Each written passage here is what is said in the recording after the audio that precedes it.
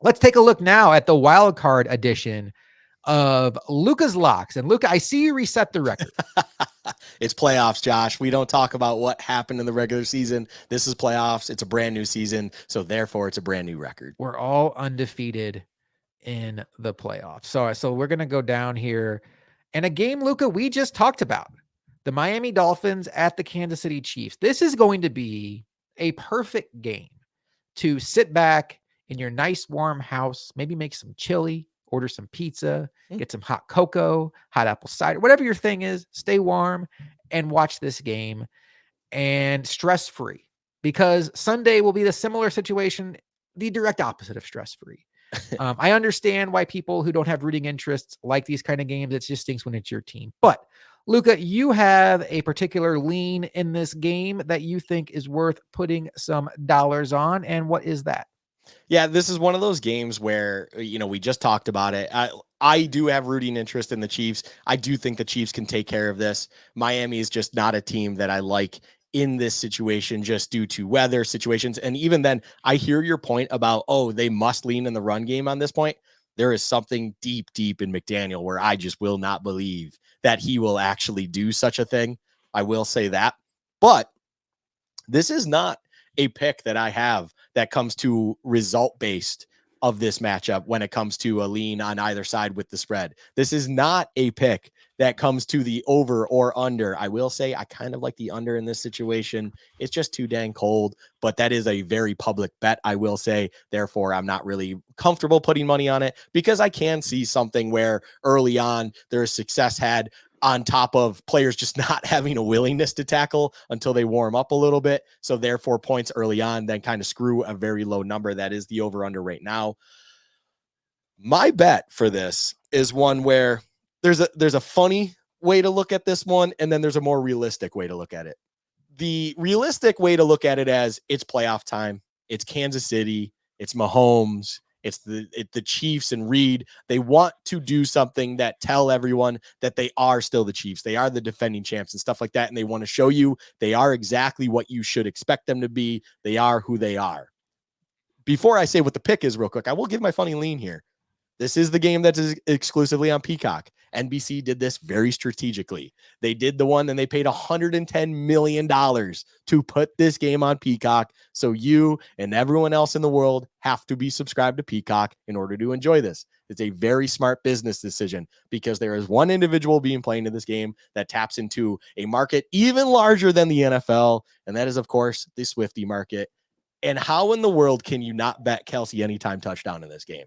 They want to get him right. They want to get on the right foot in the playoffs. You can get it for plus money, which to me seems insane, because he is always a red zone target. He's always a guy that Mahomes is looking for in key moments, key opportunities, when he wants something positive to happen. So if you're going to give me positive odds on Kelsey finding the end zone in a game where they are back in the playoffs, trying to reestablish themselves in front of all of their new fans on the streaming platform that was paid for by over $100 million, Kelsey will be getting to the end zone. That will be happening. It has to happen. You can be a conspiracy theorist and think it's scripted or not.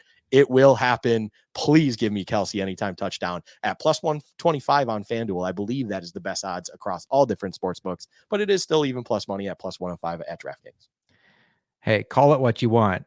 It could be one of the best days of your life if Kelsey is able to shake off the defender, shake it off, find a blank space in the end zone. Don't do that.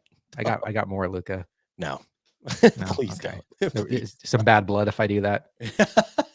I mean, Kelsey's kind of an anti-hero, and you know all too well. All right. 1 step forward, 3 steps back. All right. I just had to do it.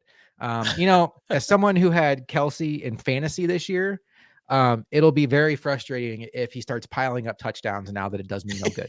All right, Luka. So Kelsey, anytime touchdown, he's a big game player. That makes a lot of sense. A fun game in the NFC this week, the Green Bay Packers and Jordan Love, who looks like a star, a young star emerging at quarterback. Green Bay, I mean, I talk about living right as a fan base, just star to now potential star quarterback. Go to the Dallas Cowboys, the 2 seed in the NFC. A lot of pressure on these Cowboys to get this playoff seed done, as they now have home games for the next 2 weeks if they keep winning. The Cowboys are 7-point favorites over the Green Bay Packers. Luka, how do you see this game going? This is a fascinating game. And I will say this, massive public on the over, and it's fully understandable why. And it's one of those games where I really, really, really did want to make the over one of my locks, one of my plays. I'm probably still betting it similar in confidence for that. But that's not where I'm going with this pick. I love this game so much in a betting aspect because there's a lot of fun to be had. I will say, part of me did want to do a little bit of an anytime touchdown theme to this one, and CD Lamb feels almost inevitable. Well, unfortunately, the sports books also feel that way. You almost have to pay a minus 200 juice, depending on where you're at. I think it's minus 170 on FanDuel, minus 160 on DraftKings. Maybe I reverse those. Regardless, you have to pay a lot of juice in order to bet that bet, understandably so. This is a game where there's of course storylines in it. Mike McCarthy against Green Bay versus Dallas have put up classics in the depths of NFL history playoffs, as well as recent playoff history. It's one of those ones where I truly can't wait to watch this game. But overall, I think Green Bay's a great team. As you said, Jordan Love has been doing a great job of late. He is a rising star. He seems to be figuring it out, at least. I don't even want to say rising star. He's figuring it out. He looks more and more capable as the weeks come and go. But Dallas is just one of those teams where at home, they're a different animal. The Lions game recently at home was a close one, and controversy, of course, was spread all among that, where they probably and should have lost that game due to the 2-point kind of fiasco that was. But overall, Green Bay is not Detroit to me, although Green Bay did beat Detroit. I think Detroit is just a little bit of a tougher team physically on the offensive line, and that is something that I don't think is a great strength for the Packers.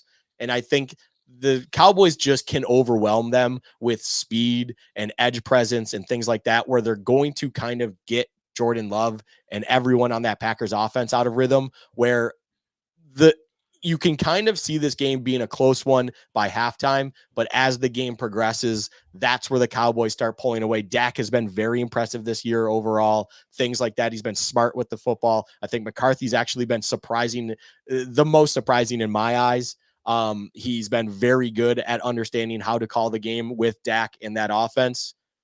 Now it dropped from 7.5 to 7. I will happily take Cowboys -7 at home. I just think that pick is it fits so well with my love of the over and everything like that, where it's so easy to see this game where I could be sweating it going into the mid third, but eventually Dallas will find their way. Micah Parsons could find a sack that gives them opportune kind of field position, and they start pulling away late to inevitably cover. So give me the Dallas Cowboys -7 against the Packers.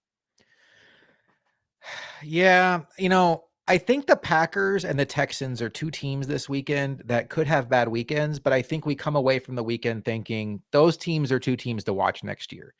Mm-hmm. Both young, both good weapons, both good, promising young quarterbacks, but maybe both a little bit over their skis with their matchups. I give the Texans a fighting shot against the Browns. I'm with you. I think the Cowboys will probably overmatch the Packers in this game unless the pressure of the moment gets to them because they know what's expected of them this year. The Cowboys have been a completely different team at home. I don't think, especially with Jair Alexander banged up, I think CeeDee Lamb could be open all day long. And, Christian Watson's banged up. They don't have their full arsenal of weapons. They don't have A.J. Dillon. Hankins is back, so they're not going to be that Swiss cheese run defense that they were in Buffalo. I'm with you. I think this game has blowout potential. I like the fact you're getting it at 7 because I think even if you don't win the bet, there's a strong chance that you at least get a push and get your money back. All right, the third game. And Luka, outside of my own happiness for the Buffalo Bills, the other biggest reason I want the Bills to win this weekend, I want to be in the right frame of mind to enjoy football when the Detroit Lions host their first playoff game since the early 90s and welcome in their former franchise quarterback, Matthew Stafford. That game is going to be such a beauty. There's some drama there. I was at Detroit for Thanksgiving last year, so I have a sense for like how kind the Lions fans were, how much they are just desperate for a winner. I am going to be super wrapped up in that game if my head is right. If the Bills lose, I won't care. But I need this game to be one that I'm able to watch with a cool, calm head. Should be a really fun game. Boy, there's got to be some stress in Detroit. How do you see this one going? this is an all-timer. This is a fun game on paper. This is one where it's just like, look, I understand what you're saying. If the Bills lose, I'll be in a similar mindset. Although I will also say we'll have to be recording our Bills Chat podcast. Shout out us Monday mornings. It will come out for you. This is a game, though, where it's going to be very difficult to focus on our conversation, especially if the Bills win, because that will be on the other screen in my setup. And I will have both eyes on it whenever action's on, because it's going to be a lot of fun. This is a game where it just should write itself. One you should sit back and enjoy. I will say, if I had to pick a side to lean on, I am with the Lions a little bit on this one. I think a lot of talk, understandably so, is about McVay and Stafford coming back to Detroit, so on and so forth. I do like the Rams. It's not going to shock me at all if the Rams win. I truly will most likely not be betting aside. But the forgotten aspect of Jared Goff, who's been very good for the Lions, kind of having that revenge factor, that snake bitten feeling, is there for McVay. But all of those things were said because we're talking about both quarterbacks now facing off against each other in the home of one and the former home of the other, both wanting to show something in this situation. They're both great quarterbacks on the season. I think McVay is the better coach in this side as well, which is why it makes it very difficult to touch aside. But all of these things are pointing to offense, Josh, and defense is not very good in this game. How in the world can you not bet the over? If you're not rooting for points in this game, if you are not rooting for offense in this game, you don't like fun, you don't like football, and you're not going to enjoy this game, because this is going to be everything you want it to be. It is too good that it has to be true. Give me over 51.5. I honestly, Josh, would have probably even bet this over if it was 54.5 and you tacked on another 3. I think this is going to be an electric game. This is just over. I have a 2-unit play on it, but honestly, I don't even know how much I truly would feel comfortable with betting it, because that limit may not actually be there. I love the over in this game. This is a whale play for me kind of situation where it's just so dang good. Please do it responsibly if you have the means and liking to do it. It will just make the enjoyment of the game even greater.